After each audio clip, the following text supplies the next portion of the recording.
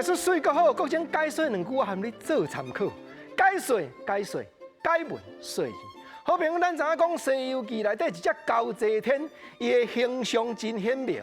啊，伫台湾话内底，俗语、成语讲到猴的原仔真济。今日咱互相来研究一下。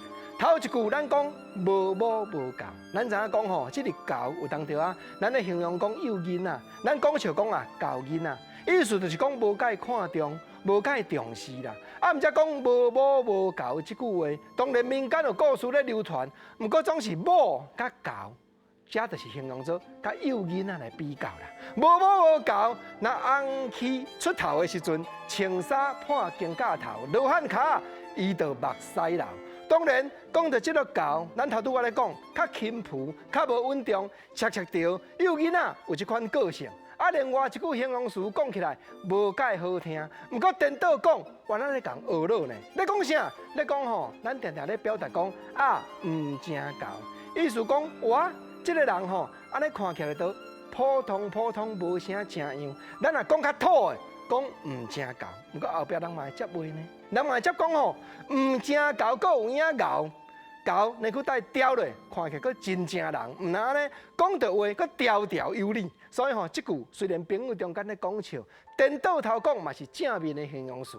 毋正猴，你佫真正猴。啊，佫来头一句，咱头拄仔讲无母无猴，第二句咱讲毋正猴，这拢咧形容讲猴较轻浮。啊，若轻浮了一个铁底，咱来讲。方月场所内底有一句形容词，咧讲有钱的人客，或者金丝猴。过去黄俊良老师报地戏插起一条怪新书，内底歌词写了真趣味，讲怪新书真缘投，世间最大只的金丝猴，行酒楼烧酒无半后，小姐若感情高，万事 OK。去北投洗温泉就对啊。所以即句金丝猴单纯咧形容方月场所内底迄款有钱的人客啦，腰大甜心，腹肚边所费真济，即款人。过来，咱换来讲俗语，咱来讲吼，有一句话讲，猴也会跋落树骹，这咧提醒啥？这咧提醒人讲吼，虽然有个人做戏已经做到老啊啦，喙手干着手的啦。人千万都唔通大意，千万唔通想讲哇，这个代志我已经太了解啊，已经试了试，对我来讲安怎考验拢考我袂倒啊。人有当着啊，若想过头大意，就会失荆州。毋则讲猴上猴爬树的呢，猴也会跋落树骹，你甲听，这就要境界较斟酌喎。啊，毋过吼，咱知影讲猴原来有伊的好处。过来即句俗语，咱来讲明好难得交群，意思就是讲。